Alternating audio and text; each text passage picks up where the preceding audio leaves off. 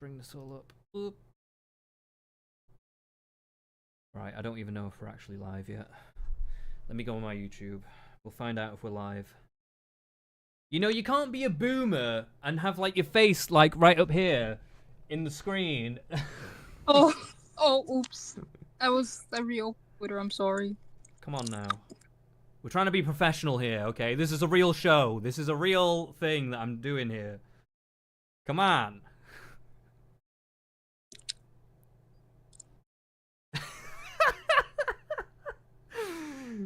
Oh, you make me laugh. You make me laugh so much. Okay, hold on. Right. Sorry, guys. I feel like the viewers are getting a very unprofessional. Not that we're very professional around here, obviously. Okay, the sound's coming through okay. We're up. We're running. We're alive. We're alive and kicking. Sound. Now we can start. Hello, everybody. All my 0 viewers. Thank you for coming here to view this very special and illustrious stream. Today we have our first guest from the septic tank that is Twitter. Welcome to the stream, Kyla, who has graciously accepted to come on the stream. In fact, Kyla is the one that actually forwarded to me what we're going to be talking about today. She forwarded me this tweet. She actually sends me a lot of random shit, you know, every other day. But it's fine. That's what we like Kyla for. Kyla's a great girl. Yeah, we stumbled across each other on Twitter one day. I don't even really know how. From another mutual on Twitter. And we have had a very strange relationship, but a good relationship, I would say. So I don't know if you want to introduce yourself, say a little bit about yourself before we get into this shit. Well, I guess this part might be relevant to the discussion. I currently identify as like many years. I would say 7 years. Sorry, you actually cut out there a little bit. You're going a little bit robotic. Oh, damn. Yeah. Wait, where did I cut out? When you said I identify as, and then it cut out. An attack helicopter. Yeah, it was a real cliffhanger, actually. Oh, I identify as an independent now. Okay. But I have many years of feminist activism under my belt. I would say 7. Mm-hmm. And that informs my opinion still. Sure. Though I don't want to identify with any movement or ideology or label, because I figured that, well, none of them are completely right, and all of them practice thought policing and groupthink and reality denial to varying degrees. Very good. Very wise. I approve of this message. But yeah, thank you. Okay, so me and Kyla. So Kyla sent me this tweet. Okay, this is what we're going to be talking about today. It's actually quite a long thread that we're going to be going through here. And I don't even know how to introduce this. Maybe we should just introduce it with the premise that is actually written up here. It's a bit juicy. It's a bit controversial. I expect me and Kyla might clash. We maybe will agree as we go along down here. Who knows? I don't know what's going to be said. I've not read any of this. I think Kyla has. Have you read this? Yeah. You've read it, so she knows what's going to happen. I don't know what's going to happen. So I'm going to have to be like on my toes here, but let's begin with the premise, okay? So I'm going to read this opening tweet here. So it says, oh, by the way, I should say, this is just for context. This comes from the Whatever Podcast Twitter account, okay? If you don't know what the Whatever Podcast is, it's basically some geezer who sits around a table with 20 girls and he basically berates them for about 8 hours. It's very interesting. It's very fascinating. Oh my lord. I will say, to its defense, there has actually been some interesting content that's come out of it, but I will say a lot of times it's just the same shit every day for 8 hours straight. And it gets pretty old pretty fast, in my opinion. I want word in. If you don't know what the Whatever Podcast is, you're privileged. Yeah. You are one of the privileged few, and you should probably try and stay that way. But the Whatever podcast, it's fairly infamous. There's a lot of viral clips of the Whatever podcast of like random OnlyFans girls, getting epically owned by some right wing chud, and it's all very glorious. It's very amazing.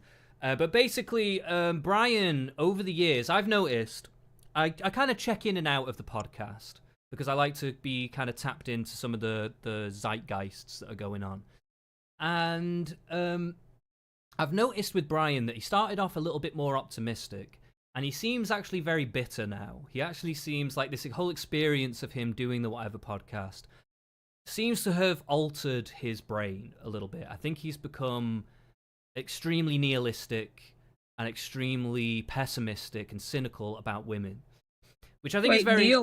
Sorry? Is that how... Nihilistic? Is that how you say it in Tea Kingdom? I thought it was nihilistic. Nihilistic, potato. Who gives a shit? You knew what I meant when I said it, right? I mean, yeah, I'm just fascinated. But anyway, so he's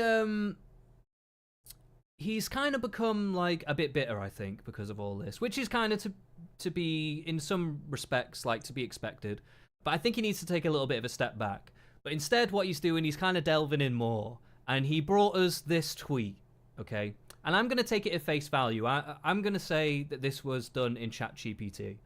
However, Kyler seems to think maybe, don't know, he could have maybe written this himself.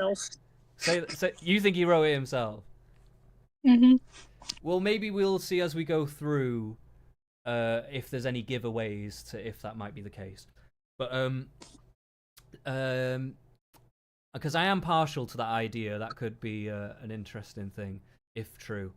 So, but anyway, he's given us this tweet, and basically the premise is, I asked ChatGPT, if you were the devil, how would you demonize men to women? So, this is the question given to ChatGPT. And he says, the answers are terrifying. So ChatGPT responds, if I were the devil and wanted to demonize men to women, I would focus on exploiting natural differences and insecurities, twisting them into sources of resentment. Here's how I might go about it. A thread. Okay, so let's get into this. I feel like this will be pretty juicy. So, first point, and there's a lot of points. I think there's like 50 points. Okay, this is like a 50-step program to turn in society into like this kind of hate-filled, I don't know, completely biased situation against men, right? This kind of gives a mindset into Brian, and like, because I believe that there is issues against men, there is biases against men, but I don't think that like the whole of society is set up necessarily to be that way.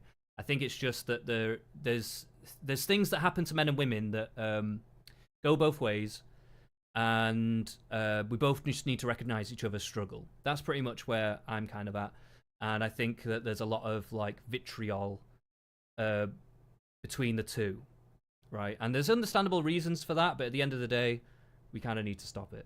But I do think that there is, and this is what we mentioned earlier, is that there is a cultural impact of feminism, whether we like it or not, and that does kind of play into this. So, I'm assuming that a lot of this is probably going to be on the verge of essentially being like feminism's ideas or whatever are kind of wrong or whatever, or kind of positing feminist ideas and principles in this way, as in, so for instance, this first one, magnify negative experiences. Well, part of like the kind of feminist creed, if you will, is to vocalize and talk about grievances with men and stuff like that, Is that true? I suppose. Sorry, I was just zoning it. That's okay. Sorry, I'm trying to kind of bring some context and preface this a little bit. But yeah, okay. So magnify negative experiences. I'd highlight and exaggerate every bad experience a woman has had with a man, making her believe it's the norm rather than the exception. I'd push the idea that all men are potential threats, unreliable, and inherently selfish. I do think that's a very prominent narrative about men in society, to be honest. I mean, yeah, I would say there is research showing that. Well, there is research showing a bias towards women, at least in some ways. But I've Mm. always been sort of skeptical of this because, I mean, just look at the state of the world we live in. Like, look at Afghanistan. If all humanity is I predisposed to be think biased towards we're women. localizing it to Western countries and the cultures that we experience because I do agree that there's actually a need for movements for women in places like Iran and all that kind of stuff. So I'm not trying, but at the end of the day, I think when we start broadening the scope, we start introducing things that we're not experiencing. That I think it kind of dilutes the situation. Like I think it's better. Like in this situation, this is talking about how would they demonize men in like a Western country, right? It's kind of reflecting our culture rather than trying to bring in others, if that makes sense. You misunderstand me. The Okay. research on in-group bias says that this is like an innate thing, or at least a really sticky thing across all of humanity. And well, basically, all humanity was not far from Afghanistan until 200 years ago. So I'm saying if this in group bias is a thing, then like it doesn't seem to be really helpful, historically at least. So when you say in-group bias, do you mean that both men and women have, or Oh, wait, I misspoke. I meant women, like the theory goes, women have an in group bias and men have an out group bias. So it's both sexes are biased towards women. okay. Um, and you don't think that's useful? And, well, I mean, I'm kind of on the fence about it. I can definitely see that's useful in some contexts, but it Mm. doesn't seem to be doing anything in other contexts. Right. Okay. So, I do think that there is an issue with the bias towards women. I think it does give cover to a lot of abuse and stuff. Um, so personally, I do think it's important to try and highlight that women are human beings as well and do have flaws and do perpetrate. We don't have to say they're the same as men and do it just as much as men or whatever. We just have to acknowledge it happens and we have to give it the same moral weight and attention that we give to other issues as well. That's just my point of view on it. But where we're at right now, it does seem that like there's a heavy influence of, like it says in this tweet, just magnifying the negative experiences with men, just making it seem like because the current statistics that we have say that 90% of criminals are men.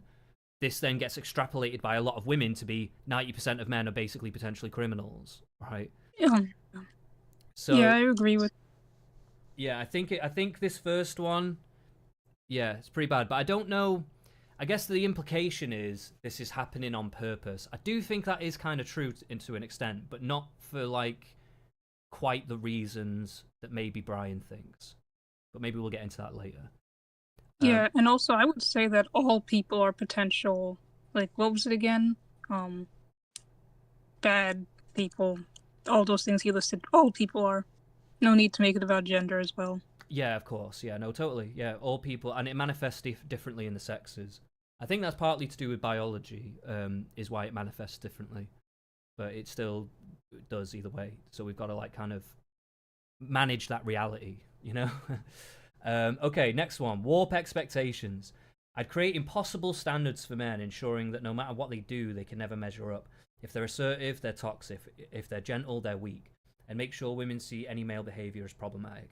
I would say that, to be fair, and I will probably say this about a lot of the points made here, and maybe this is the point. I don't know. I don't know if he is, because this seems fairly neutral so far. But I would say a lot of men buy into that as well. A lot of men do reinforce that behavior. But I think and that is commonly known in feminist circles, right? Feminists talk about that kind of shit, right? Kind of propping up these ideas. But what they don't often talk about is how women influence those dynamics as well. I mean, yeah, I would agree with that, but I do think that this tweet is reaching. Like, Okay. is he really saying that men are thought to be weak every time they're gentle? No, but I think there is like when women specifically say they want a man to be gentle, they want him to be gentle in a specific way. Um, and I don't think they necessarily um, communicate that very well. And I do think that is partly on purpose as well, because it's kind of a way to filter out men who know how to be gentle in a kind of masculine way, you might say, versus men who might be a gentle but maybe in a more neurotic or kind of soft way, feminine way, maybe you want to say it that way. I don't know if you want to put it that way, but um, so and I think that's why they kind of keep it ambiguous, because if they told them specifically how they want to be, then every man's going to act a certain way, and they want it to be natural, I guess. I don't know. Hmm. I mean, yeah, I would agree with that. Yeah, I don't know. That's it. I don't know. I think things like that sometimes I can't really tell. It's just more like just a feeling, really. I don't really know if that's really a thing, but so the next one: exploit biological difference and emphasize the ways men and women naturally differ, turning these differences into sources of conflict rather than complementary. For example, I'd frame men's competitiveness as aggression and their need for respect as entitlement. I think that gets done to both sexes, though, in a way, right? Hmm. Yeah, and I'd also like to say that, well, Chat GPT supposedly is kind of blaming the wrong party. It's not the devil doing this, it's not feminism doing this, or the biased media. Like, traditional society, if let's say that traditional society has been doing this. Hmm. Well, it's kind of a bit of all of those things mashed together, right? Because it's like a holdover. It's a holdover of the traditional ideas, because a lot of women do want to hold on to the traditional ideas when it comes to men. They want men to be traditional, um, but they don't want themselves to be traditional. But then when men try to move out of the traditional role, they kind of punish men for that. But also, men participate in that as well. So I don't know. It's a bit of a mishmash. Like, and also it seems like there hasn't been a lot of times where feminists would indulge like a kind of equivalent idea for men. So, say for instance, like you've got the male gaze as a concept in feminism, right? Mm-hmm. And the idea is that men's kind of lust or sexual drive uh, can be harmful, it can be unhealthy, it can objectify women, and it also affects women. It affects their behavior and how they think about themselves and what kind of behavior they're engaging into, i.e., wanting to put on makeup or dress a certain way or whatever to attract somebody because they think, this is going to get a man or whatever, right? And but they don't entertain the idea that there's an opposite effect. There's like an equal but opposite effect with women on men and their expectations and what they contribute to the culture of how men see themselves and should act, and what women reward in men. Oh, is that it? Well, I mean, yeah, basically. But it's weird that they don't do that, right? Because they've got the same. I'm coming from the same logical place, right? It's the same principle that I'm applying, that feminists are applying to men. I'm applying the same idea, but then applying it to women. And it makes perfect sense, but they've never done that. I mean, you have to remember that feminism is for women. It's not like it's some malicious ignoring. It's just not in the agenda. Sure, I do think, personally, I perceive it as a movement for women. But you do have to admit, especially in the mainstream, especially in maybe the past 10, 15 years, it has tried to posit itself as a movement to be a movement for men and women. Yeah, and I disagree with that. I think it's really dishonest and doing disservice to both men and women. Okay. All right, fair. Yeah, I mean, I agree. I wholeheartedly agree with that, 100%. It's definitely been a bad move, personally, I think. Yeah, let's carry on with this. Rewrite history. I distort history to make men appear as nothing but oppressors, erasing their sacrifices, contributions, and struggles. I present the past as a constant war against women rather than a complex reality where men and women work together. Okay, a complex reality where men and women work together. I do think men and women did work together to a degree, but I do think there was obviously levels of oppression as well. I don't I don't think it's not as simple as either party tries to make out. So this kind of point is like, to me, is it's not as simple as the feminists and what they say. It's not as simple as men are just constantly oppressing, but it's also not as simple as, oh, they were all just, it was all just chill, guys. You know what I mean? Like everything was perfect. They lived in little farms and just like, fucking got eggs from the chickens and shit. It's not like as simple as all that either. Like you have to remember, like, thoughts around hitting people, even, for instance, for stuff. So for instance, the ideas around corporal punishment of children are still in the culture today, and it was ubiquitous. If you go back 50 years, completely ubiquitous all over the world. Every child would basically be beaten if they did something wrong or whatever, right? And so the idea of hitting your wife, for instance, why would that be any different from hitting a child? Why would that be any different from hitting a man? Why would that be any different from anything? It was kind of baked in, right? But then people started to realize, oh, hitting people, maybe that's not good. you know? Maybe we need to learn more things about psychology and what produces more healthy people and stuff. So over time, things change.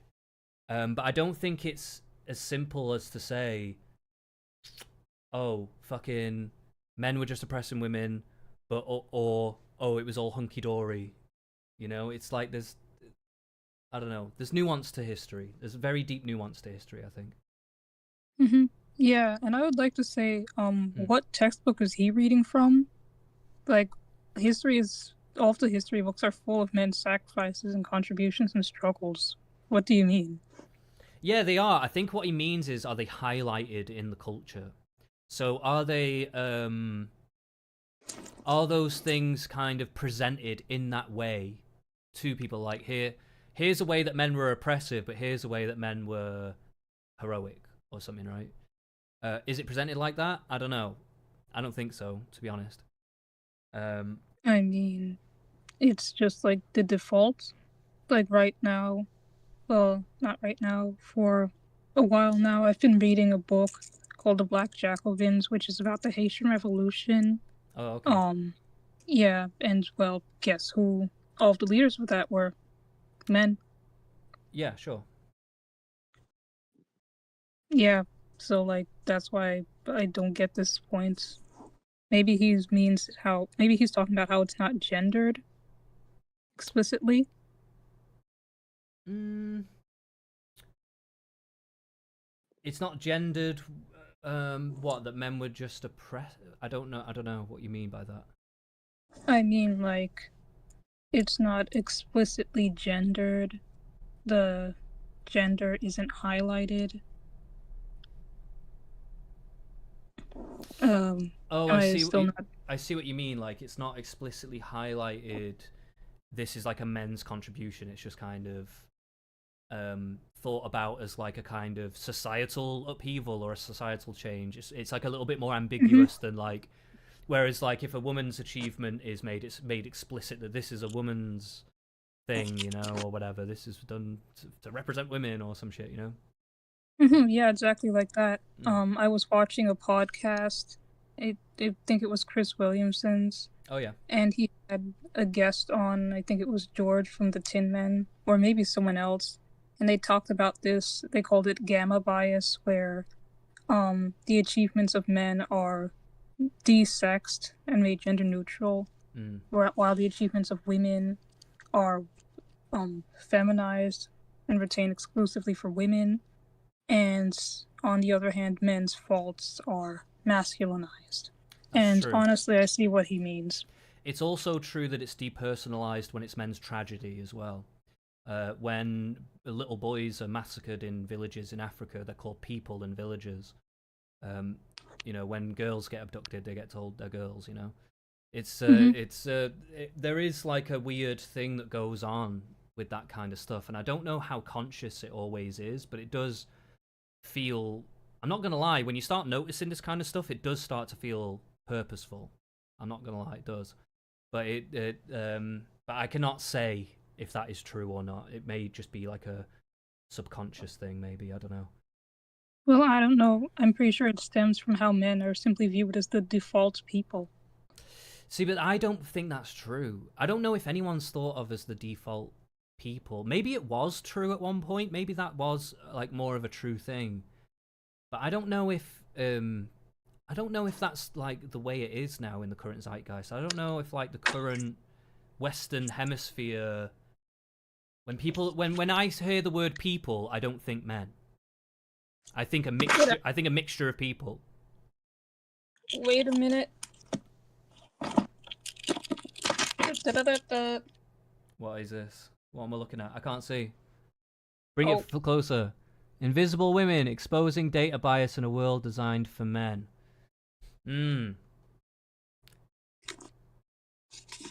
I wonder what data biases they could find about men, maybe, if they tried. I mean, you mean against men? Against men? Yeah, sure. Yeah, data biases against men. Mm. Well, the stuff that this book's found was stuff like medical trials not using female models, only focusing on male models. And this actually puts women's lives in danger. Have you ever... that might be true that it might put women's lives in danger, but did you ever consider the fact that they do that because men, the side effects that can potentially happen from taking those drugs, they want to do it on men rather than women? So basically they consider men worthy of being guinea pigs and not women. You kind of cut out.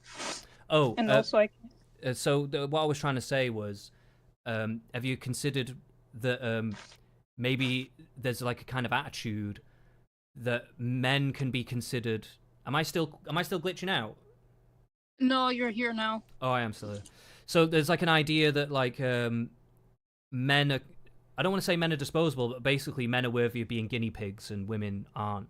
They want to protect women from, testing on them, basically. Oh, no, it's not even that. And we can prove it's not that, because this happens even when it's not actual people used as models. Like, in testing cars, the dummies are designed based on male bodies. Okay. Yeah, I think that's fair enough. I don't know if that one point necessarily proves the whole, but I can see a connection. So, yeah, I see what you're saying. Right, fuel division through media. I'd flood movies, shows, and social media with narratives that paint men as villains or incompetent fools. Meanwhile, I'd celebrate female independence in a way that suggests men are unnecessary and burdensome. Again, I have to say I am kind of agreeing with this one. I think that's pretty prevalent in the culture right now. So I don't know. I can't even really say much more about that. I think it is what it is. I think that's just happening. I don't know. Is he talking about like the Barbie movie? I think it's just Barbie movie is like a very prominent example of it. But I think it kind of goes up and down all parts of media from your like TV daytime shows all the way up to your A-list blockbuster movie. I think there's like messaging like that all up and down different kinds of media. It's in music as well. It's in like public campaigns. It's in schools, like when they do campaigns in schools and stuff. I don't know. I think it is pretty pervasive. Do you not think? Well, I mean, I'll be honest. I don't watch many movies or shows nowadays. I don't know. Fair enough if you don't know. I would agree with the last part about celebrating female independence, because I do see that. And I do think that it does paint men as unnecessary and burdensome. Yeah, and I think to me that's actually one of the ones that I actually care about more, is that kind of point. Is that because I believe that men and women do need each other. I don't think we can be burdensome sometimes, of course, and it's fine to talk about that. But I think we should also celebrate what we like about each other too. So yeah, and I think also just understanding the ways in which we can resonate as well as the opposite sex. I think that's like a good thing to try and tap into, you know. I don't think ideologies like red pill or feminism really do a job of that. I think they're very focused on drilling down onto audiences of, you might say, aggrieved people and trying to fucking split them apart, basically, so that they can leech off them. I think it's unfair to equate the red pill and feminism, though. Like, what has the red pill actually done in society? What cause have they ever fought for? True. To be fair, I'm not gonna say it's got the same legacy as feminism or has achieved the same things. I guess I'm just talking about in like the current cultural zeitgeist where they both kind of stand in like society's perception. I'm kind of coming at it from a more like right here, right now kind of point of view. But I understand. I do take your point though. Like, yeah, red pill in the broader scheme of things, like red pill is basically nothing compared to feminism in that respect. Encourage victimhood. I'd push the idea that women are always victims of men's power, ensuring they feel powerless and bitter rather than empowered and in control of their own choices. I'd say the red pill does the same thing though. I mean, I don't know about this one.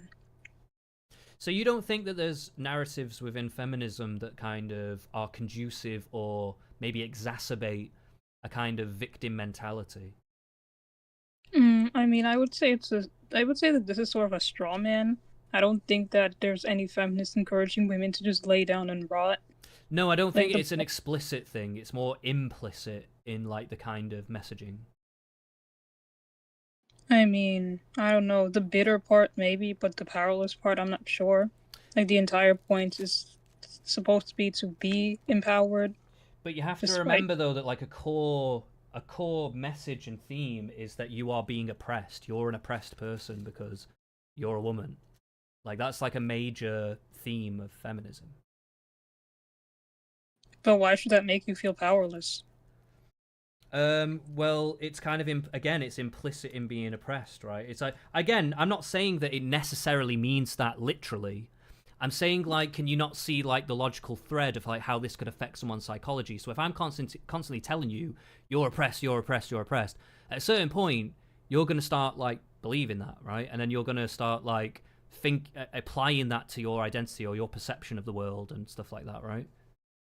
I mean, I remember reading other people saying this exact thing, but I mean, I don't know, maybe it's just a me thing. I've never understood this. You don't strike me as someone who has a particular victim mentality necessarily, but like, so maybe that is why you don't fully understand it. I mean, like, I've definitely had one before, and like maybe I even have sometimes when I shouldn't. I know when I was a teenager, I definitely did a lot more, but I had a lot of reasons for that, and I had to like kind of build my way back out of it and realize why it was bad and why it was damaging my life. Yeah, I don't know. I would like to see that more with women. I do think that there is, and I do think I see it increasingly with men as well, is the kind of victim complex type stuff. And I see that on the right wing and the left wing. So I think like we do need to deal with that because yes, a lot of people are victims. I'm a victim too. I was sexually abused as a child. So like there's lots of victims in the world, right? But at the same time, you've got to kind of you can't let that become your identity. You know what I mean? You can't let that rule you. You know, if you do, then it kind of starts to taint you. You know what I mean? It kind of starts to. I don't know. It's like like when Gollum gets the ring in Lord of the Rings, and when he first gets it, he's like a normal Hobbit guy. But then as the time goes on, when he's got the ring, he like becomes like skinnier and his hair's falling out and he basically turns into the Gollum that we know today. Like, that's what holding on to the victimhood thing is kind of like. It kind of eats you up from the inside. Yeah, I agree. I haven't fully read the trilogy yet, so you're kind of spoiling things for me. Wait, have you not seen the movies? Well, I mean, I tried to watch the movies, but I heard they were ass. What the fuck are you talking about? They're ass! What are you talking about? No! That is racist. What you just said is racist. Can you see them? I can see them. Which is, Yes. props to you for that, by the way. Props to you for having the books and reading them, to be fair. But the movies are amazing. What the fuck? Whoever told you they're not good is a fucking idiot. They're racist. I will die on this hill. They're a racist, 100%.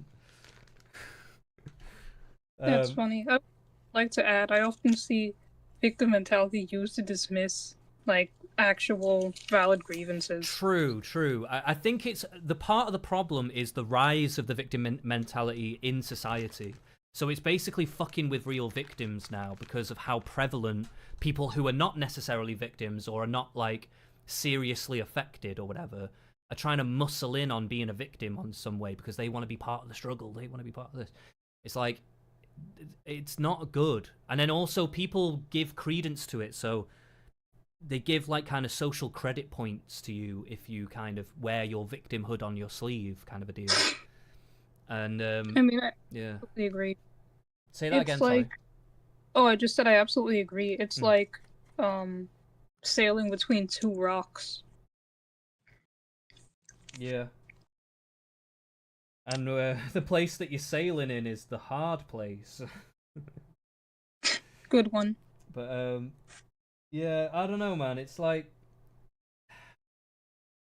I don't know. It's tough, man. I've been talking about and observing this stuff for a long time. I used to be very involved in feminist thinking and feminist ideas when I was a teenager, and this is why I know I'm not a scholar on feminism, but I do know a lot of the ideas. I know a lot of the principles and thoughts that float around, and I don't know, man. Like, I started when I was growing up. I started to question it because I would apply the same logic to male stuff, and then when I would look at that, I'd be like, wait a minute, this is a bit fucked up. And then I'd look into it and find something crazy. Like, they'd be like, feminists often say things, or at least modern feminists now, in today's day and age, would say things like, oh, men aren't oppressed institutionally or anything like that. But then there's like sentencing gaps in the prison systems, and like that's like a full-on institutional inequality. Mm-hmm. So, But I think the logic is that it's not women who created that system. it's not about whether who created it though, because the men at the top are not representing all men. So it's really dishonest to frame it in a way that like, oh, because some of the men at the top are making these decisions, that this somehow extrapolates that all men are like a part of this somehow. I think it's more like a class interest thing than a gender thing, which kind of goes back to what we were saying earlier about how certain things maybe are not completely gendered all the time. Anyway, we're getting into the weeds a little bit here, and I can see you zoning out, so let's get on to the next point. Turn relationships into power struggles. Instead of seeing love and relationships as partnerships, I'd make women view them as battles for dominance, where men must be controlled or outmaneuvered rather than understood and appreciated. I think there's a bit of this going on. I don't know how pronounced it is, but I will say my last relationship, she was a more self-proclaimed feminist than other people that I dated in the past. Well, I've had long-term relationships with, I mean. And she turned a lot of things like this. I will say. She did turn a lot of like issues in our relationship into like a kind of dynamic where she was acting as if she had to stand up to me in some way just because I told her that she'd said something that upset me or something like that. You know? So this would play out a lot, this kind of dynamic. But I wouldn't say it's the total package. But I will say like it can, I think maybe some of these things can filter through sometimes. I don't know, what do you think? I have an easy answer to this. Traditional society has been doing this. True. Like, have men not viewed relationships as battles for dominance where women must be controlled and outmaneuvered? True. I guess it does swing both ways, totally. I think obviously we've just got to try and move away from this mindset of like, that's what we're doing. But I guess in a weird way, ironically, feminists have just started playing the same game rather than trying to actually run a counter, run counter to it. Instead of running Go on, sorry, what? Oh no, I'm sorry. Did I interrupt you? Yeah, I was just going to finish and just say, yeah, they're just not running a counter like idea to it. Instead, they're just playing the same game, but like trying to do it in reverse, you know? Yeah, I would say that female dating strategy is exactly this. Actually, not to shit on them. Um, I'm cool with a lot of FDSers, in fact, but I mean that ideology has never really Mm. taken to me precisely because I don't like that. I only know a bit about the female dating strategy thing. I've seen it. It's a Reddit, right? Um, yeah, but they got kicked from Reddit, I think, Oh, okay. or like maybe brigaded one too many times. So there's a website now too, and they had a podcast, Right. and some of the mods are still on Twitter. Okay. And I think I seem to remember it was kind of like about using men in a particular kind of way and dating them in a particular Mm-hmm. kind of way. It was, I guess you could consider it hateful in a certain respect. I'm not sure. It's kind of like the female red pill, kind of. Yeah. Yeah, fair. All right. Um, under, undermine fatherhood. I'd make fathers seem unnecessary or even harmful, pushing single motherhood as ideal, or maybe not the concept of single motherhood, but the concept of you a village. It takes a village or something. Weakening the bond between men and their children. This would ensure future generations grow up distrusting men even more. I would say men don't value being fathers that much, or at least as much as they should. Um, Mm-hmm. I think there needs to be a bit of a movement to make dads cool again. Mm-hmm. Make it like make it like an aspiration. Like when people say, "Oh, what do you want to do for your career? Like, what do you consider to be successful in life?" To me, it'd be like to be a successful father. That's my answer. I want to be a successful father. Material success to me is, you know, it's good. I would like material success, of course, but to me that would not be like a defining factor of my life at all. Um, like for me, it would be about being a good parent. Mm-hmm. I think that's fundamental. I would actually mostly agree with this one. I'm not sure if fathers are made out to be harmful, but there definitely has been a push to make them seem unnecessary, I would say. Mm, And I have personal experience with this because I distinctly remember one time trying to talk about how single motherhood isn't great. Back when I was like really deep in feminism still. And well, I remember I would get some pushback like, oh, so you're saying that women need men and stuff like that. And it's like, mm, well, I would say that everyone needs, well, children need two parents, and most women are straight, so that mm, other parent is going to be a man most of the sure. times.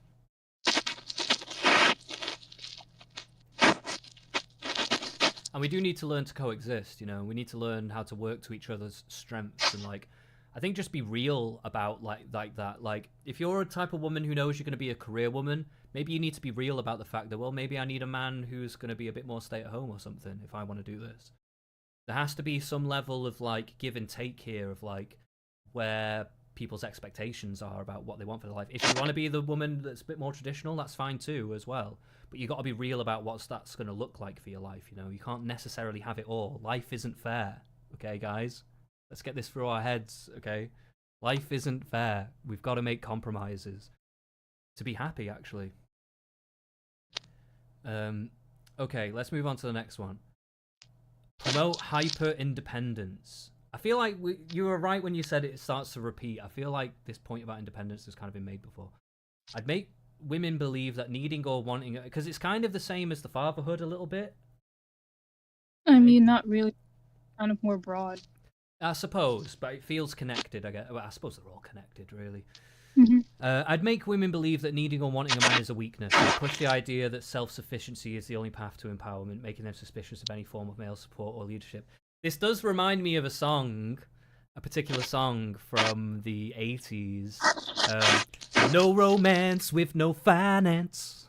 I don't know if you know it. It's an oldie, but it's a goldie. Uh, No. There ain't nothing going on but the rent. If you gotta have a J-O-B if you wanna be with me. It's a bop. Even though it's very misandrist, but it is a bop though, it is. But I also remember another song. I don't want no scrubs. Scrub is a guy that can't get no love from me. I mean, this isn't the same though. By scrubs, she's talking about like trashy guys, not all guys in general. Well, she means broke guys. Oh. I mean, that's still not the same as hyper independence. That's not being strong and independent. That's just having standards. I'm a survivor. I gotta make it. Who runs the world, girl? Come on now. There's been lots of very strong messaging on this in the culture. Come on. It's been going on for decades. It's been going on for decades. Yeah, but I don't think those are all good examples. I think they're pretty good examples. These were all hit songs. I mean, like I said, the Scrubs one, she's just talking about broke guys, not all guys. Yeah, but it's still like a bias. It's like a prejudice bias, like, you know. Okay, but yes, those examples aside, this is actually the tweet I completely agreed on. Oh, number 10. And on my Twitter. Wait, what? Number 10. Oh, no, number 9. Oh, okay. No, yeah, we're not leaving that yet. Okay. So, on my Twitter, I quote tweeted it with saying, "This point is actually valid. I drank that Kool-Aid." Okay. Yeah, indeed. Like, I have personal experience with this, and this is what made me come to the conclusion that, well, I think that feminism is honestly going a bit too far with some of these things. Like, I remember both of the most recent times when I was really heartbroken over some guy leading me on and not liking me back. Each time I've had at least one of my feminist friends say stuff like, "Bro, you're really crying over a man." It's like, yeah, I've cried over women. We're allowed to have feelings about this, right? What the fuck? Why not? We're human, right? What the hell is going on here? We're humans. Fuck, man.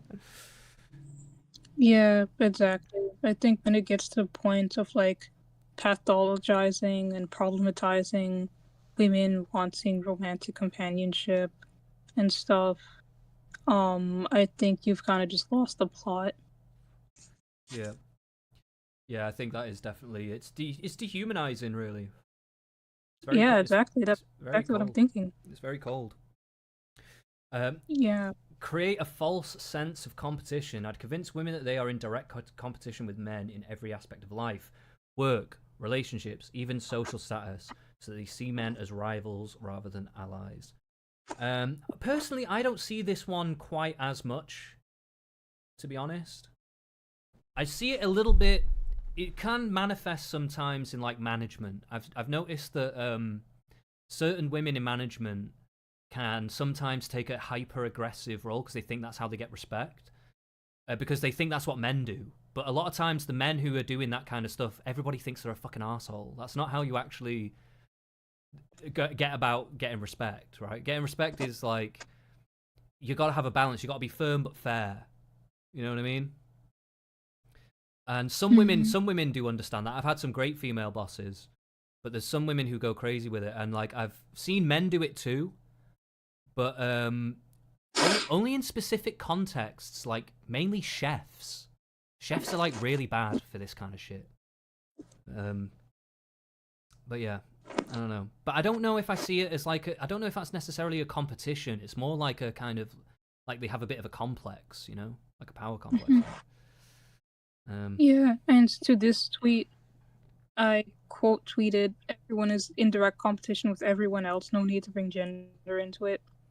Yeah, I suppose if you want to put it that way. I don't know if I would even put it that way personally. I don't even know if I see people. It is true to an extent, but it's like a half truth because there's also a collaboration going on. So I mean, this is kind of just completely parallel to any actual discussion, in my opinion. yeah, we're kind of going off on a tangent here. Yeah, true. Okay, I let's move. mean, the tweet. Oh, the I tweet. What mean, do the you mean? tweet itself. Yeah, I think it's kind of parallel to anything that's actually happening, because what does they see men as rivals rather than allies even mean? Like, your Mm. allies are your allies and your rivals are your rivals. That's not necessarily split along gender. Not necessarily, but I guess maybe he's trying to say that like there's a framing that you need to overcome men, like you need to prove something to them or show them, not like kind of beat them in a way. Like, yeah, I can do it too. Maybe I'm even better than you actually, and I'm a woman. Like that kind of I mean, attitude. yeah, I guess. As a matter of fact, yeah, I guess probably. Like, I would say that our election last year kind of had this. Mm. It was really framed in gendered terms, Oh yeah, when I don't think that was cool. yeah, and funnily enough, a lot of women did show out for Trump actually. So I don't know. In the end, but hey. Um, right, next one. We're on number 11. Weaponize trauma. I'd ensure that past hurts, whether personal or societal, are never allowed to heal. Instead, I'd encourage women to hold onto resentment and view all men as extensions of those who wronged them. See, I don't know if this is. I don't know. I Again, mean, it does happen. it does happen, but I don't think. I guess it goes back to a similar idea that I said earlier, in that like certain ideas within. It's not that it's explicitly stated to do it; it's that there's certain ideas within feminism that kind of exacerbate this idea. You know what I mean? Like exacerbate the that you should weaponize trauma in some way, almost as like social leverage in a certain respect. Um, Redefine masculinity is dangerous. I take every trait traditionally associated with masculinity, strength, ambition, risk taking, and paint them as toxic, ensuring that even the best qualities in men are viewed with suspicion. Yeah, there's definitely been a bit of an effort to do that, I think, in recent years, for sure. I don't know. I think this is kind of reach. Like, is every strong, ambitious, risk-taking man really viewed as toxic? No, I don't think so, but I think the ideas of that is viewed that way. And so it can I don't know, it yeah, this one's a little more ambiguous, I guess. Um hmm. Yeah, cuz I think you're right. I don't think that men like that are always necessarily considered toxic. Mm-hmm. Hmm. Yeah. Yeah, maybe it is a bit of a reach. I think there's an effort to for them to have tried to do that. I think this might just be one that hasn't necessarily actually affected the culture that much. Mm-hmm. Yeah, the term toxic masculinity has been a disaster for the human race. Yeah, very bad PR. Very bad PR. And these have come in from the people who are meant to understand language and study language and be postmodernists and blah blah blah and play all these word Yeah. games, but that's what makes me wonder if they do know all this shit and they're read up on it, right? Then maybe they're doing it on purpose to divide. Wait, who's doing it on purpose? The people who name these organizations or who come up with this stuff, like who come up with these campaigns or whatever the fuck. Oh, I mean, I would like to add a little note on this. Mm. Um, like, I think that the term toxic masculinity was originally helpful, but it's gotten taken out of context. People interpreted it to mean like masculinity itself is toxic when that's just a basic language error, because you see toxic is the modifying term there. Um, all apples aren't green, right? Saying that Mm. there's a green apple isn't calling all apples green. And likewise, Sure. toxic masculinity was supposed to be like a subset of masculinity that is toxic. But then I'm pretty sure like bad faith actors sort of ran with, oh, so you're saying masculinity is toxic?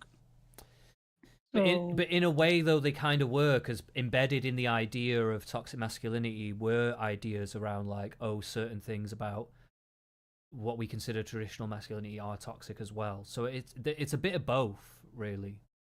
I mean, it is true though. Like, They can be taken to toxic levels, but in and of themselves, they are not necessarily toxic.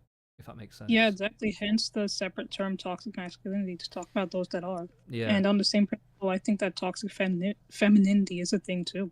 See, I prefer the terms like abusive males and abusive females and stuff like that. I prefer to, because then it categorizes them in a particular way, and it's categorized by behavior, kind of a deal. I mean, like, I don't quite get that. So, like, if you're a toxic person, you're basically exhibiting abusive behaviors, right? Mm-hmm. And that's the point of labeling it toxic. So to me, I just think it's better to be like, instead of saying toxic masculinity, where you're trying to say that all your behaviors are toxic, we're actually talking about abusive behaviors. We're saying abusive males, abusive females, and that we can categorize the behavior as abusive rather than just ideas around behavior are toxic. I don't know. Maybe that's not making full sense. I'm kind of spitballing this off the top of the dome right now.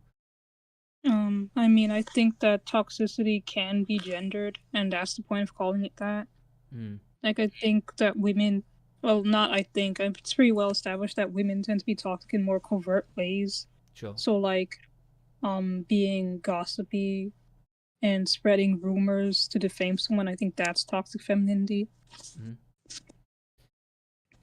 And likewise, being some aggressive meathead, that would be toxic masculinity. Yeah, sure. I do understand the concept. I get it. I get what it's meant to be saying. I think though that like the because of the wording and the phrasing, it's too many people are there's too much room for interpretation on how that is being worded, and that's why I would say something more specific like abusive males, abusive females when talking about that. Yeah, I mean, we clearly have to just retire that term because it's gone. Yeah. It's sort of like the term woke. Like, the term woke started among Black Americans. Yeah. It had a positive connotation. Being woke meant you were educated about injustice. But, yeah, you know how it's used now. Yeah, sure. Yeah. I mean, that is just etymology. I mean, especially among slang words. But even in normal words, like, they can just change over time.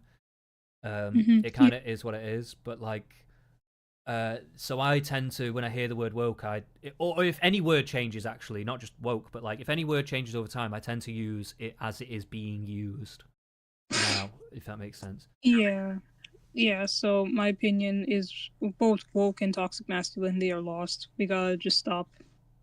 We gotta move on. Yeah. Yeah, I mean, it might be, it's just, woke is catchier than saying postmodernism, you know? That's unfortunately the issue. Okay, next point.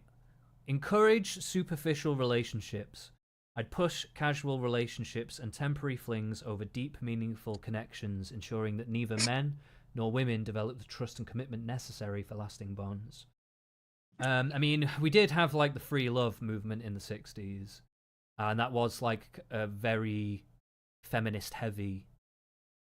Yeah, that is true. Yeah, I think it is true that hookup culture and stuff, well, feminism sort of, how should I say it, married itself to hookup culture in a way. Yeah. But also, I think he's neglecting the bigger picture. Like, maybe tell men to stop being commitment phobic then. Yeah, there's definitely an element of that. I mean, I would say that goes both ways, though, because I do think often women can be the same, but they might drag it out for longer. So I don't know if it's always as cut and dry that, but I will say a lot of men can be frivolous, and I was definitely one of those people when I was younger, 100%. Yeah, like, I'm gonna be a bit, maybe controversial here. Like, it's, I mean, it is a fact that men prefer like casual relationships more than women do. So how can Brian slash whatever slash Chat GPT slash the devil say that this is some conspiracy? Yeah, I mean, this is a two-way street for me. Like, I agree. Like, but I mean, although feminism did definitely have an impact on the culture around it, I think at the end of the day, both men and women are engaging in this. Like, you can't fucking. I don't know if you can really just lay it at the feet of feminism realistically. Um. So yeah, I don't know. Maybe the first like lamest point, I guess, so far. Promote unrealistic male archetypes. This is similar to like the expectations one. Exactly. I'd flood the media with impossible standards. Yeah, okay, this is basically the same. Let's skip that. Foster a culture of public shaming. I encourage women to constantly scrutinize and publicly shame men for any perceived wrongdoing, making them afraid to express themselves or take risks in relationships. I've definitely seen elements of that too. 100%. Yeah. Yeah, I liked this one. I actually agree with this one. Mm. Um, like I saw, like, do you remember that TikTok, I think, of that girl in the gym who was recording a guy looking in her direction? Oh yeah, yeah, yeah. Yeah. Stuff like that, it's really wrong, and I can see why a lot of men are afraid to approach women. So I think they blow it out of proportion, acting like the police is going to be called on them. It's Um, not that deep. it's not necessarily that deep, but at the end of the day, like, who? It's such an unwelcoming atmosphere, and it's also like, Mm, it's almost like women also are trying to bait it at the same time, and it's also like, mhm, so it just puts you in this catch-22 situation. It's just something that you don't want to be a part of. You know what I mean? mhm. Yeah, it just makes a lot Yeah, of shit very awkward. yeah, I actually think that's related to point six about encouraging victimhood. I can kind Mm, of see it here. mm. Yeah, just to see like anything. Like I'm gonna go to the gym in skin tight shit, showing off all my stuff. And if anybody looks at me, you're the bad guy. You know, it's like, come on, man, come on. What are we doing here? Please. Yeah, like I'm not sure what it would take to reverse this. We've gone too far, honestly. Yeah, I think it. I think I do. I'm not gonna lie. Like I do think the idea of certain segregated spaces are okay, like the gym or whatever the fuck. Like people Yeah, say about women's gyms and men's gyms and stuff, and I just go, yeah, I fuck it, why support both. not? Why not? Yeah. I'm fine with that. Um, I'm also fine with mixed gyms too, as well. By the way, I just can't be asked with all this Mhm, bullshit around it. You know what I mean? Like, you know, mhm. um, normalize the idea that men are replaceable. I'd push the narrative that men offer nothing unique to relationships or society. Women cannot provide for themselves, diminishing their value in the eyes of women. Yeah, again, That's yeah, the same as number nine. Promote hyper independence. true. Yeah, actually, yeah, it is. Um, yeah, true. Yeah, it is repeating. Encourage women to prioritize career over relationships. While ambition is good, I'd ensure that relationships, marriage, and family are always portrayed as secondary, leading many women to delay or reject meaningful connections entirely. Yeah, I mean, I think this is way blown out of proportion. yeah, me too. Because a lot of people do just work together, but I do think it does.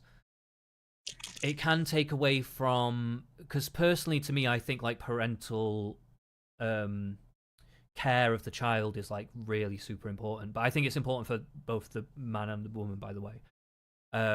So I do think if there's a way to balance, like if you're both going to work, like if you can do it where like you're both having days where you're the primary caregiver and stuff like that, I think that's where it can be beneficial. But a lot of times it doesn't work like that. They're both out the home, they're getting nannies or sending them to nurseries and stuff like that. And I think it does have an impact on the psychology of the kids that come out of this kind of Mm. stuff, you know? Um, I mean, that's more of a problem with capitalism, I would say, and also I would say that, well, I mean, by blown out of proportion, I mean I don't really see a lot of women rejecting guys to go be girl bosses. I think that's a false dichotomy that's set up. mm. I mean, I don't know. You can say it's a problem of capitalism, but it's actually a problem of flooding the market of with labor. I mean, yeah, kind of inherently, that's kind of an inherent feature of capitalism. No, it's not. Well, it can.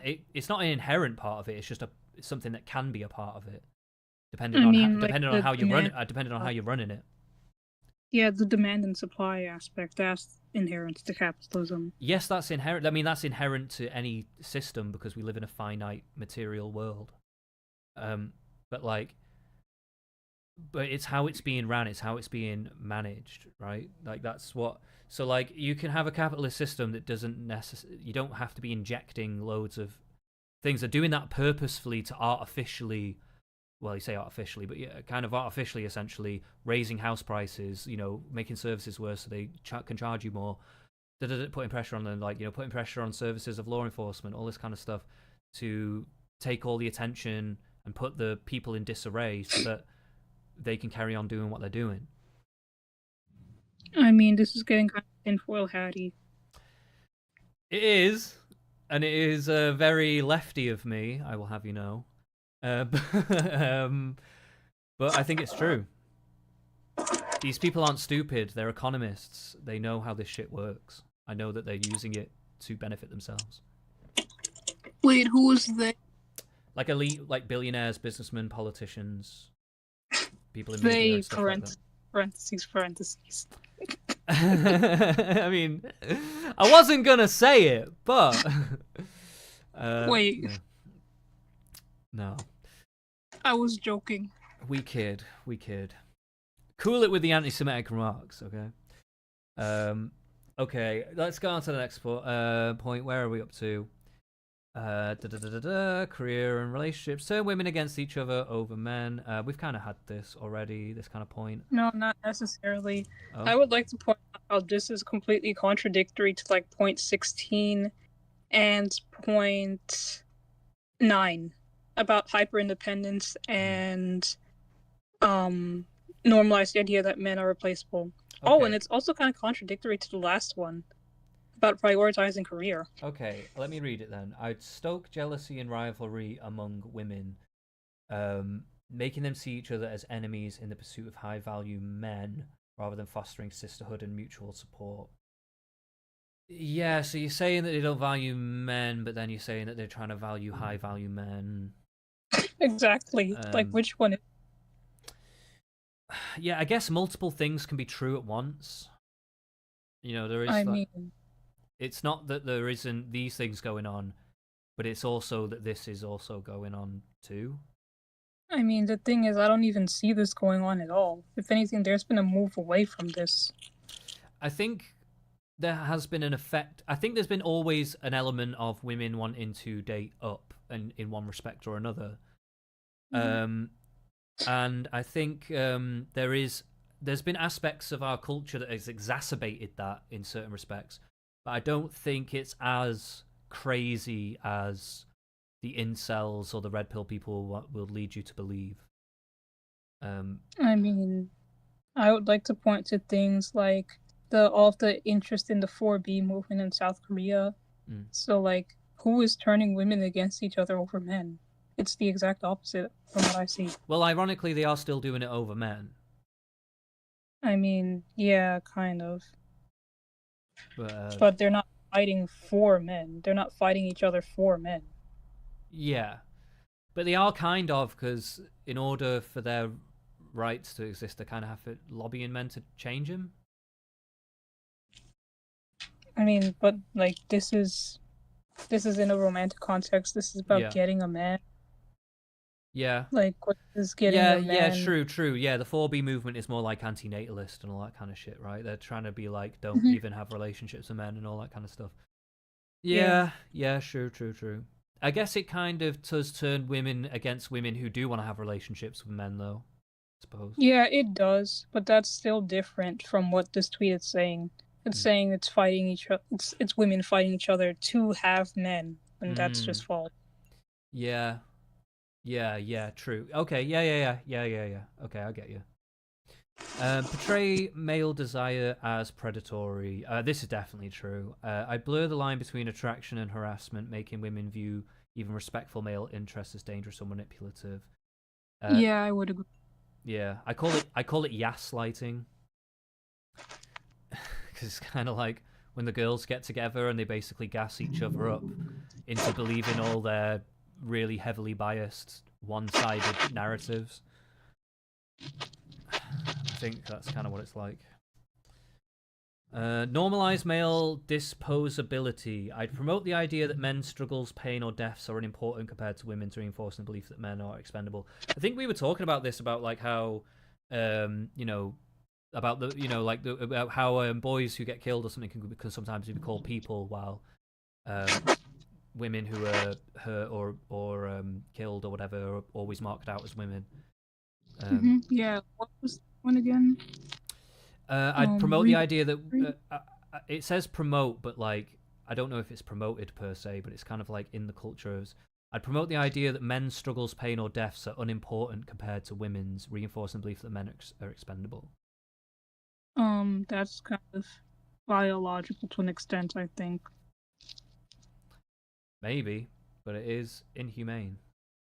I mean, yeah, it is, and I would also say it's not something that feminism came up with, though. I'm not saying they did necessarily, but it is. It does seem part of the culture in a way. I'm not saying it's necessarily it from feminist ideas. It's more that it's just kind of come about inside it.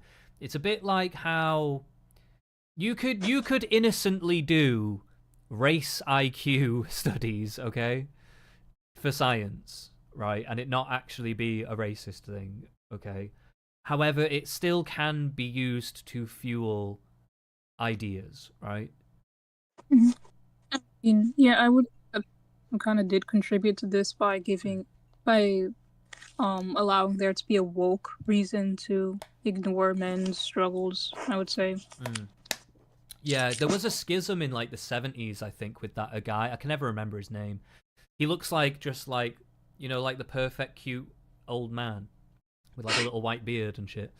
Anyway, he's like he was a big feminist, and he was part of like the feminist movement in like California or some shit. So the like the most feminist of the feminist, you know. This is like the fucking, you know, feminist central, and he campaigned with them, helped them lobby and change laws and all kinds of stuff.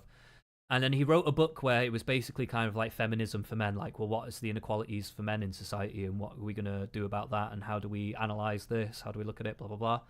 And he basically got completely kicked out and like ostracized from all the feminist leaders, and was never allowed to come to rallies. He was banned from rallies. They tried to get lots of his speeches turned down. His book sales fucked up and whatever. Um, and where was I going with that? I can't remember. I was gonna make a point with that. Why was I bringing this up?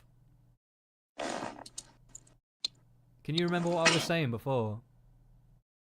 Um, a guy supported feminists got turned off by them when he tried to talk about men's issues. Yeah, so we're talking about how like um the idea that men's struggles, pains, or deaths are unimportant, right? And like he did kind of mention that.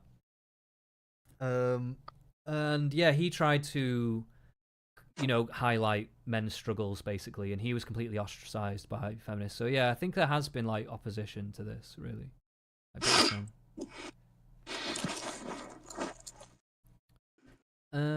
Encouraging contempt for traditional roles. Again, I don't even need to read the whole thing. I think like that is obviously true as well. Yeah, but I also think it's wrong to put wife and mother there. I don't see women getting shamed just for choosing to be a wife or mother, but for homemaker, that's true. Not specifically for being a wife or a mother, but definitely for being a stay-at-home parent for sure. Yeah. Yeah, our mutual has spoken about this. Mm. Yeah. Yeah. I've seen it anyway in general. I've definitely seen that sentiment out there. It's very bizarre to me because I'm just like, if it was up to me, like both parents would stay at home all the time. that that would be my thing. I mean, I understand where it comes from. It's like we're still in a state of rebellion against the 50s. No, we're all still in a constant state of rebellion against our parents. That's the Freudian. Yeah, That's the Freudian analysis.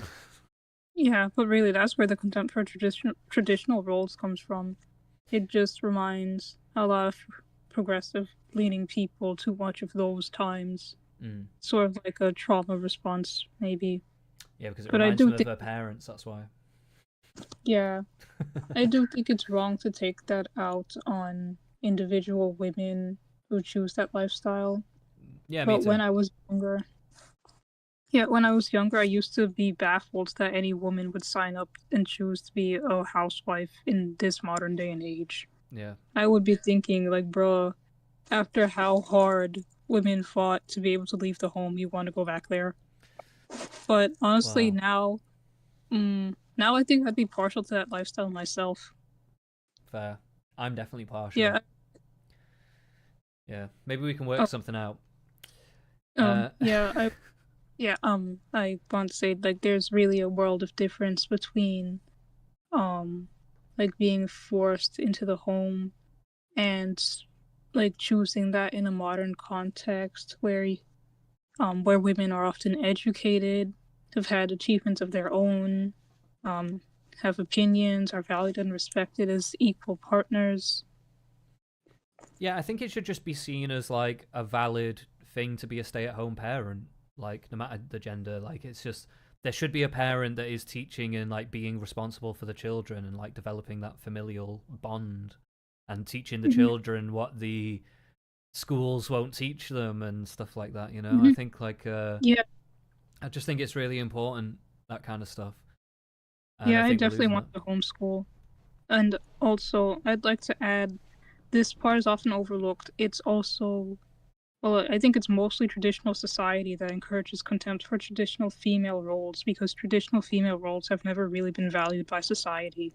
I think that is definitely a thing with the motherhood thing. I think it is, and it isn't. It is when it's like convenient to love mums, but then there's definitely a lot of like stigma towards it in terms of like, well, you're not like what's the word, like you're not achieving anything. I think raising a child to be like like a good human being and like do amazing things in the world, that's a fucking achievement, man. That's a full Um, on achievement to not be like raising dysfunctional, crazy, fucked up, like violent people. Yeah, it's an like, achievement to raise a child, and we should view it that way. Raising children should be like the thing that we fucking care about in society. yeah, I want to bring up the case of Hillary Crowder Mm. as an example of how it's not primarily feminism that devalues motherhood. Mm. Um, Oh like, yeah, do you the know? Republicans do 100%. Yeah, like Yeah. the kind of like Protestant Christian, right, and like the Catholics and stuff. Yeah, they definitely Mhm. do 100%. Yeah. So, I mean, to explain the context to our audience, um, the wife of this prominent conservative guy, Steven Crowder, went to divorce him because he was verbally abusive to her, and that became a big controversy on the right side of politics. And there were conservatives who were like saying she shouldn't be entitled to his money and stuff like that. And that definitely is devaluing motherhood and traditional female roles because it's saying they're worth nothing. Yeah, I mean, I'm not always sure about like all this alimony stuff, but I do think if you're like a wealthy person, right, some amount of money is going to the mother of your children who, if they have custody as well, like I don't know about monthly payments and all that. It seems a bit weird to me, but like I think if you have like some level of wealth, you go, okay, I'll give you this lump sum so that you can live and then you can find a job, blah blah, blah, set yourself up, that kind of shit. I think that's like Mm-hmm. more. I think that's more than fair enough when there's children involved. When there's not children involved, I don't really understand like what right anyone has to the other. To be honest. I mean, homemaking is still something valuable even if there's no children. Potentially, I wouldn't say maybe there shouldn't be no damages, I guess, but like it's I don't know. It just there's something about it that just seems like how is there like even if the woman's the one that earns more, I don't think she should have to like pay the guy if they divorce or whatever to like maintain a lifestyle. What's that about? I don't know. Well, I mean, the point of marriage is supposed to be combining your assets into one.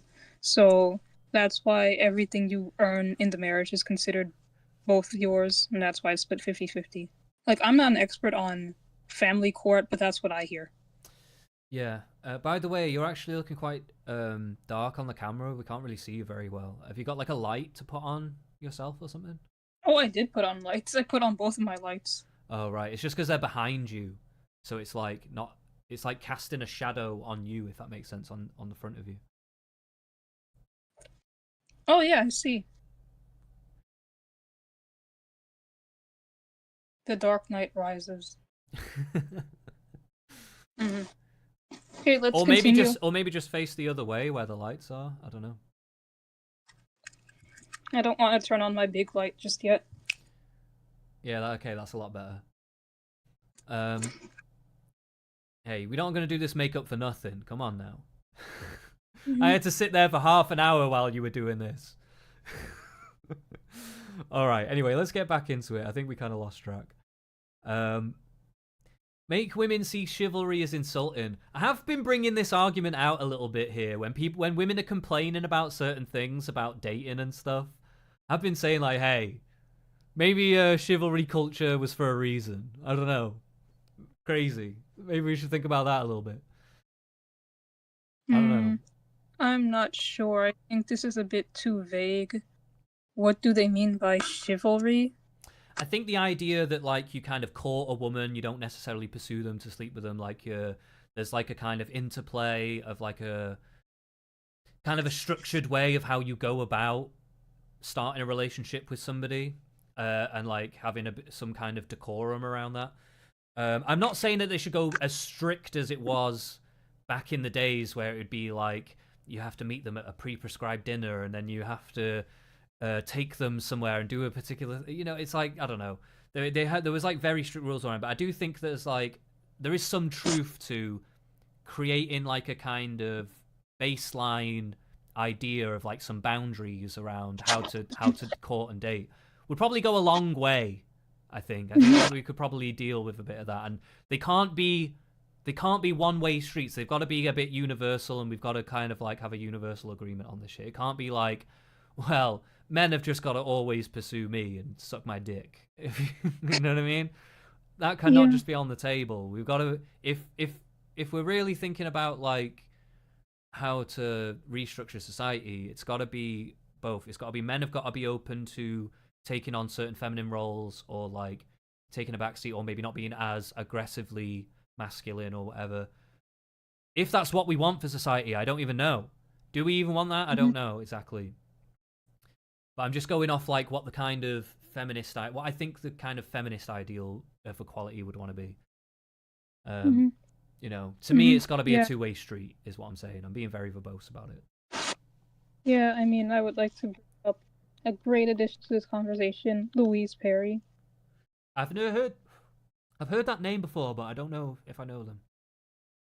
I mean, well, she's the one who wrote a book called The Case Against the Sexual Revolution a couple years ago. Oh shit! Yes, I do know who she is. Yeah, yeah, yeah. I've seen her on a few debates and talks and stuff. Yeah.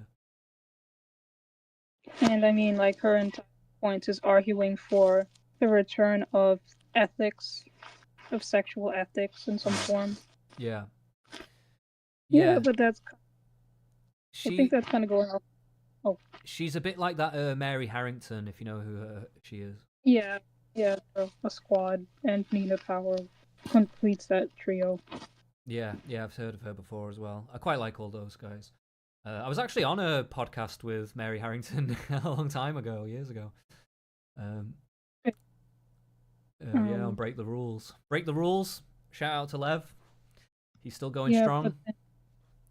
but then as for the actual tweet, I still kind of don't know where this is happening. Like, I hear this meme about women getting pissed over men opening doors for them, but I can't recall that ever happening in real life. I think women want a lot of chivalry, but they also want to say they don't like want it. If you know what I mean, like it's like they want to be able to say they don't want it, but then also expect it. It's like Oh, I mean, so that would be like encouraging hypocrisy in women. well, I'm saying that they should just be more honest with their preferences. I guess. Well, I mean, I would say it's more like encouraging hypocrisy in women. In that case, I might agree. But how would it be encouraging hypocrisy? I mean, didn't you just say that women want to be treated with chivalry, Mm-hmm. but not hold up their end of the bargain? Yeah, I mean, it does feel that way a lot. I'm not saying it's always true, but it feels like it's very like a pervasive thing. Yeah. Yeah, well, then that would be women being hypocritical. I would say so. Yeah, so that's what it is. It's more about hypocrisy, not necessarily seeing chivalry as insulting. Okay. Yeah. Okay. Yeah. No, I think that's a fair point. Actually. Yeah. Yeah.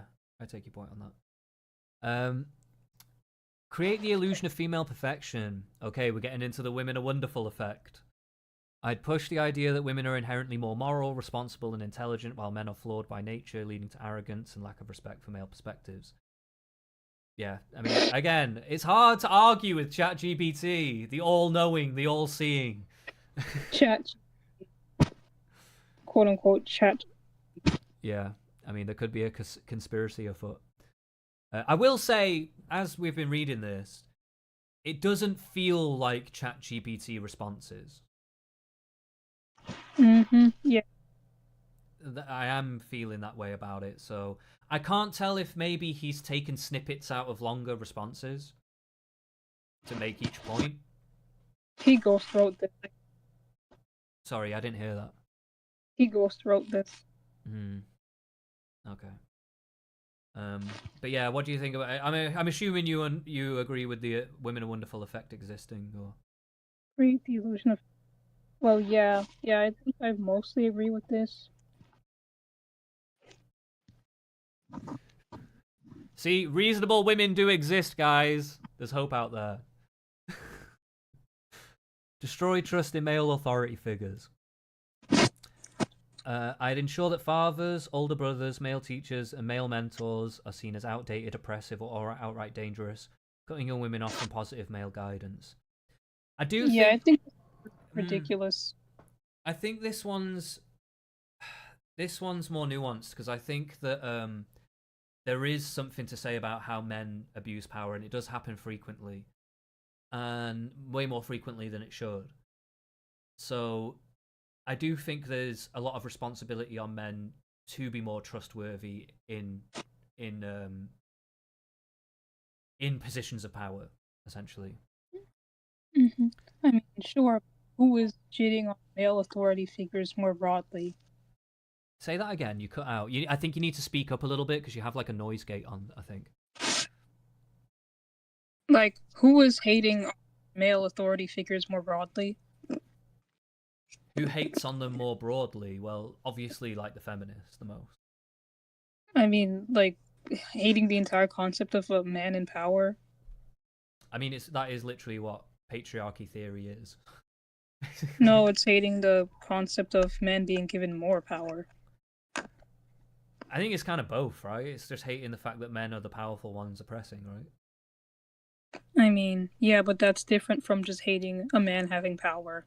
Like, But they're who hate? they're intertwined, though, right? It's like you can't really No, have not. one without the other. I mean, like, but that's like saying that being against segregation is hating that a certain race has power at all. I mean, do they not? I mean, if they're getting something changed, is that not a power? Wait, something changed? So, like, if you gave the example of segregation, so you want integration, so then you're desegregating things. That's a change. So you can say that like the group that caused that change, or lobbied for that change, or advocated for that change, had a power to change, to make it change. I mean, but that doesn't mean that power is distributed equally in society. No, not necessarily. It's just saying it is a power amongst many. Yeah. Amongst many, there are many powers in society, I guess. Yeah, but like, as I said, like, who is hating on fathers, older brothers? Well, I mean, as for male teachers, I think that's a separate discussion. I think that there's love, like, fear mongering about pedophilia that discourages men from interacting with children. I think that's sad Mm. and backwards. Yeah, me too. Different, just broader points about male authority figures. Like, is anyone hating on Bernie Sanders? For being a man. Yeah, for I being a mean, man in power. there was that incident where he was doing a speech and these two black girls came up and robbed the microphone off him and were like, "Black women need to speak now. You sit your white ass down," and all this stuff. Bruh, I don't remember that It happening, was but like man, I want to say it was 2015. I think it was part of the campaign trail. It was like the Bernie Bro time. I think it was the yeah. 2015 campaign trail. I think. Yeah. I Uh, mean, I've heard of that, but like, I didn't know anyone was actually shitting on Bernie Bros. I thought that was just like, um, a neutral nickname. I didn't know it was meant to be a term of derision. It kind of is and isn't. Like, I don't know who started using it first. I can't tell if they said it first and then it became another. I don't even know. Um, but it is kind of a term of derision. I think it's just because it seemed like a lot of people were just saying, "Oh, I'm going to vote Bernie" just for the sake of it, essentially. Um, yeah, just to seem like a good person, not because they actually know or care about what Bernie Sanders is doing. You know. I mean, yeah, but my bring him up is like he is like the most popular politician in office, I believe. Um, by and large, feminists aren't hating on him just for Mm. being an old white man with power. True, but there has been feminist critiques of him being an old white man in power. I've seen I them. mean, yeah, but are they taken seriously though? I don't know. I mean, That doesn't. I think I'm seeming. Again, don't quote me on this. This is hazy memory stuff. But I'm pretty sure publications like Slate and stuff like that made articles like that about him and other prominent ones in the culture. So, Yes, I don't know. I I mean, it is mean, debatable if that is taken seriously or not, to be fair. It is debatable. But yeah, I don't think it's it is pushed. seriously. It is pushed a little bit. Yeah, it is pushed by the establishment, but no one's taking them seriously, except for like I don't know, boomers maybe. Or just like the full on like milk toast progressive people who just don't know anything. Uh, Hmm. Yeah, so I think that 24 is mostly some BS. uh, yeah, the authority figures. Yeah, I don't know. I think there is some level of that, but I don't think. Yeah, I think you're right. I don't think it's like such a huge thing. Turn fathers into villains in popular culture. I'd make TV. We've had father stuff before. I make TV shows, movies, and books portray dads as absent, clueless, or abusive, so that young girls grow up expecting disappointment from men. See, there was actually an inversion of this back in the day. In the 90s, there was like a kind of push in the culture to try and get dads to be less workaholics, to be less absent. There's a film, I don't know if you've ever seen it. It's got Jim Carrey in it. It's called Liar Liar. You never seen it? Um, Oh man, it's such a good movie.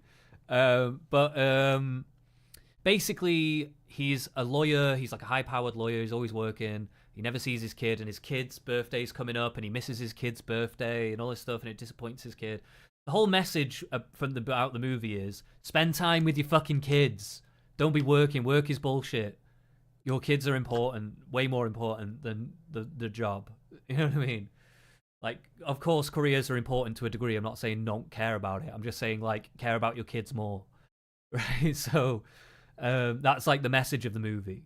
And there was like loads of kind of movies like that that were kind of aimed at dads. There was another one called Family Man with Nicolas Cage that I remember. There's a few others. I'm not going to list them all, but like, but now, like you see, like there's definitely a lot more portrayals of dads in like a kind of negative light like that. Um, I think it does put people off. It puts people off wanting to have those kinds of relationships because puts people off having relationships because they're like, what if I get in a relationship like that? And both the men and the women are thinking that like, what if I get portrayed like that? Or like, you know what I mean? Like it kind of I puts mean, everyone off. is he talking about like The Simpsons and Family Guy? I think it's a few things like that, but they're I don't know if I would put them in that bracket personally because they're because it is and it isn't, because they're like comedy, so it's a bit of a different thing to me. But I think in like general, like when I'm thinking about movies and like mainstream productions and stuff, there does seem to be a lot of like depictions of male figures in this kind of like they're just fucking dumb as fuck, or like um maybe even somewhat abusive, or like negligent, and I don't know. Yeah, it's just it's not, there's not a lot like there is positive representations of men still in media, but it's becoming more and more frequent that there's not, if that makes sense. I'm not really tapped into mainstream media, so I couldn't tell you. Yeah, okay, I guess maybe we can skip that point. Encourage emotional hostility. I'd make women feel that showing empathy or understanding toward men is a sign of weakness, leading to relationships built on cynicism instead of connection. Yeah, I mean, I see this on Twitter a lot. I think men do it a lot too, as well, though. Um, Mhm. but um, but I think there is definitely a lot of cynicism, and there is a. I notice a lot with women that they like seem to pathologize like men's actions a lot, in a way of they're so calculated or whatever. Like everything they do is always calculated. They're not human beings with emotions that are also reacting to certain things. It's Mhm. there's always like a frame of like it's like all completely calculated kind of a thing. I do think that's a bit unhealthy, to be fair. Like there's not Mhm. enough charity given sometimes. Yeah, and I agree with 26. I do see women getting called pick-me's for so much as even empathizing with men. Yeah. Yeah, it's a shame, man. Like, and this is another thing I don't like about feminism is how they try and police and bully women into thinking how they want them to think. I feel like that is just actually completely the opposite of what feminism should be. I'm not saying that there shouldn't be ways that feminists think or different schools of thought. In fact, I'm encouraging different schools of thought. Um, but yeah, I don't know. I feel like it's completely antithetical to the core of what feminism is meant to be, right? Not necessarily. That's sort of lip shitty. And you could say the same about any group, Yeah.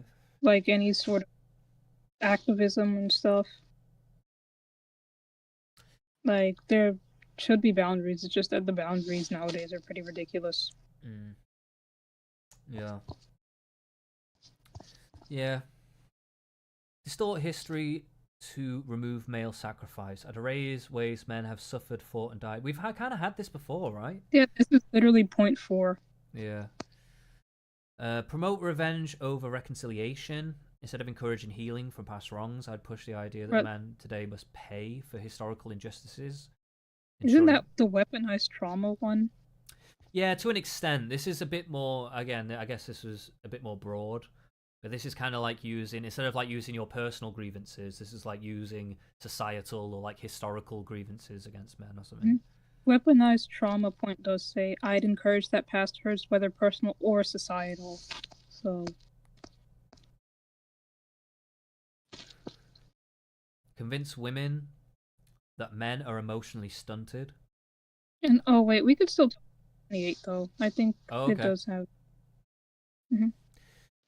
What have you? Do you think that this is happening, or do you think this one's a stretch? Oh no, this is absolutely happening. Oh, okay. So, Yeah, and I honestly think it's toxic. As a matter of fact, I see it happening among many movements, like mm, amongst in so-called anti-racism. That's certainly happening too. And I've like more recently I've woken up to just how toxic this bitterness is. mm. It's gonna burn down all of society with it. Oh yeah, 100%. Yeah, because like some feminists they hate men so much that they just hurt women and they care more about hurting men than helping women Oh yeah. and it becomes toxic. Oh yeah, 100%. Now we're getting into Yeah, like the Dorking territory. I That's mean, have you and actually read Scum Manifesto and stuff like that, right? I mean, have you actually read them though? I've read a bunch of Scum Manifesto. Yeah, I've not read Dorking though. I've just seen like snippets, and I've seen videos about her work and stuff. I mean, the Skull Manifesto was supposed to be a satire, so you shouldn't be No, citing it's that. not. She was, It, she had a life, man. She had a pretty fucking crazy life. I yeah, think she was very mentally disturbed. I mean, yeah, but the Skull Manifesto shouldn't be taken seriously, though. I'm not saying it should be taken seriously. I'm just saying that like this is a strand of a certain kind of feminism, right? And Andrea definitely didn't promote revenge for reconciliation. Sorry, can you say that again? I mean, Dworkin definitely didn't promote revenge over reconciliation. Didn't she? I thought she was. She feels very revengey to me, but maybe I could be wrong on that. I mean, I would encourage you to read her first. I'm no expert on her bibliography either, so I can't make any strong claims, but I'm pretty sure that's not what it's about. Okay, fair enough. That's not the impression I've gotten from her, but you know, like I say, I don't really know. I have not delved into her like as deeply as others. The Um, lib sorry, lies to you. say that The again. Sorry. lib. I'm echoing a lot. I said the libtarded media lies to you. Shit, I think it's me. Right. Wait, Fuck, we might have can had you hear? fucked up audio this whole time. Shit! No! What have I done? Why am I such a boomer? Um, are you on? You're not echoing anymore, though, right? No. Yeah. Fuck. Fuck! No! Oh well, it doesn't matter. Let's carry on. What were you saying? Sorry. The libtarded media lies to you. Oh yeah, of course it does. Yeah, 100%. Yeah, but it's definitely true that a lot of feminists nowadays are too vindictive, and it's just moving society backwards, in my opinion. Mm. Yeah, I was in an argument on Twitter the other day, and I had said something like, "Why can't we?" They were like, "Why do women have to fight for men?" And I was like, "Why can't we fight for each other? Like, what's the issue here?" hmm Yeah.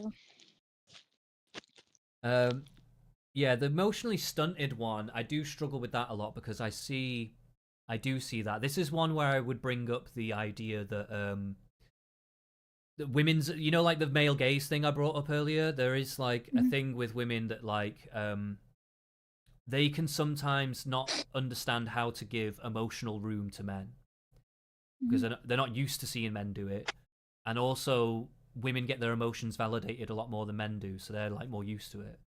So they kind of expect to have their emotions kind of front and center, whereas like, and then but by having that attitude, you kind of forcing men to be more stoic, if you know what I mean. You kind of putting them in a position where in that social dynamic, it's harder for them to then be more open or vulnerable or like emotionally well rounded. I mean, yeah, sure, but I think you're ignoring this other part. Like, I quote tweeted, "I don't IDK, bro. Men themselves are the biggest pushers of this narrative." What's the biggest pusher of this narrative? This idea that men are emotionally stunted. Like, I hear and see all the time men themselves mostly talking about how simple men are.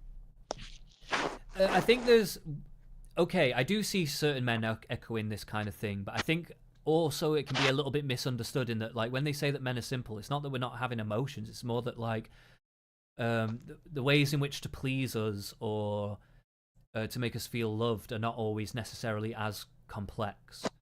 But even then, they're not really met. You know what I mean? But like, um,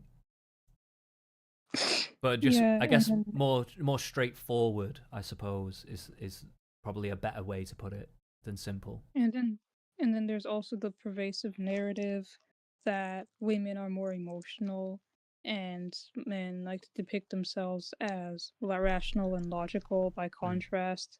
So I'd also say that definitely contributes to men's emotions being sidelined.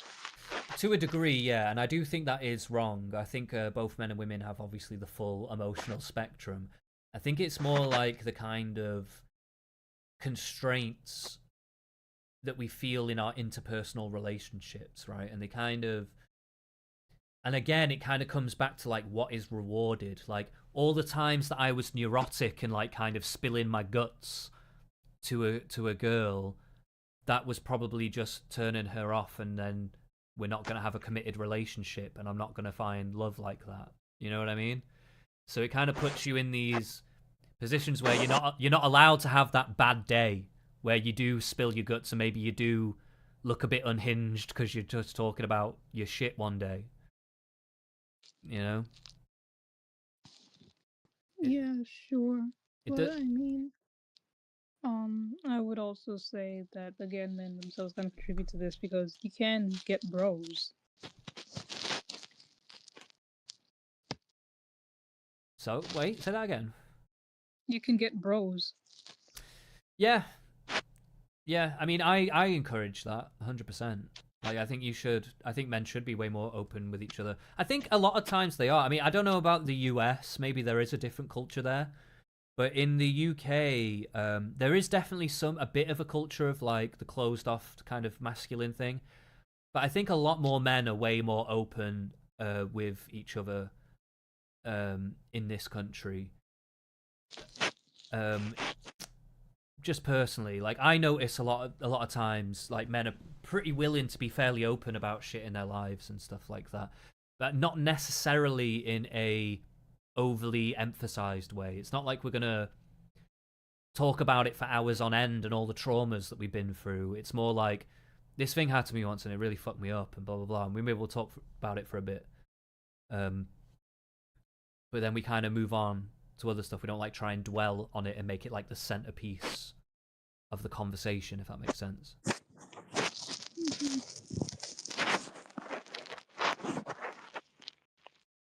So I don't know. Maybe there is like different approaches and stuff that men take, but I do think there is. I think there's different approaches that men take to it, but I think that more men are becoming more open. Personally, I see that happening, and hopefully it happens more. I think it should happen a lot more. Um, Last point. We're on the final point, guys. It's been a The bit. final point. It's been a bit of a slog. Make women see love as a weakness. I'd convince women that falling in love with a man makes them vulnerable to being controlled and hurt. Isn't this basically the same as the hyper independence point? In a way, yeah, but I think it is more specifically about having that love. Um, And I quote tweeted this with "That's true though," and it doesn't have to be gendered. I would say that mm, men can also be controlled and hurt by women they fall in love with. yeah, sure. It can happen to you, but I do think it shouldn't discourage you. You know, I think you should keep the faith. I think I'm a bit of a romantic at heart. I think, and I don't know. You should keep the flame Kind of. alive. You can find love. I think you've just got to try and work through this fucking all this bullshit that we've covered in this thread. You've just got to work through all this shit. It's not easy.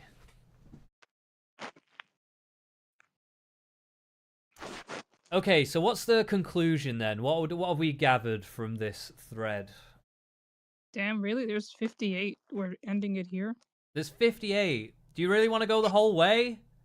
I What is mean, else is there even to talk about? maybe we could just break this into two parts.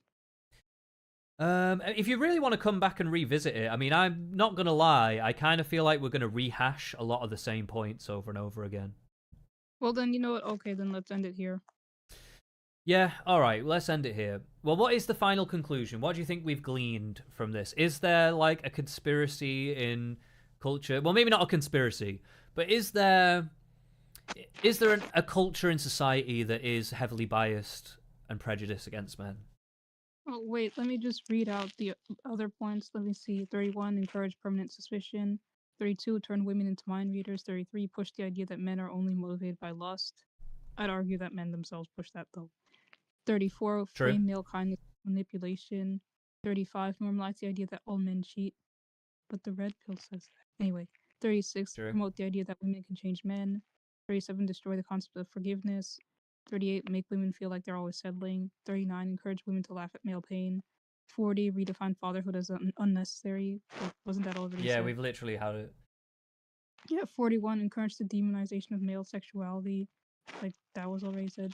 Push women to prioritize friendships over romantic relationships. Normalize revenge against men. Like that was said. Erase male role models. That was said. Mm-hmm. Make female friend groups hate men collectively. Teach girls that men hold them back. Encourage contempt for stay-at-home mothers. Yeah, that was said. Mm-hmm. Make women feel superior to men. Encourage women to view relationships as transactions. But that was way worse Yeah, before. that's not new. And men have absolutely had massive cultures where that's the case as well. So yeah, Yeah. Destroy the concept of commitment. That was already said. Normalize disrespect in relationships. Promote unrealistic expectations. we've had that. Encourage women to see men as projects. Yeah, that was already said. Push the idea that women should always have the upper hand. That was said. Make divorce and breakups a badge of honor. Encourage women to see men as burdens. Destroy the idea of sacrifice and love. Encourage women to test men constantly. Oh, yeah, that's 58. That's the final one. And then ChatGPT, quote unquote ChatGPT, finishes with, by implementing all of these tactics, I'd ensure that men and women never truly understand or appreciate each other, leaving both sides in perpetual conflict and loneliness. Okay, I'm satisfied now. Right. Well, all I've got to say is, I'm a man. You're a woman. I respect you, and I will not let the devil win. I will not let the devil win. Okay.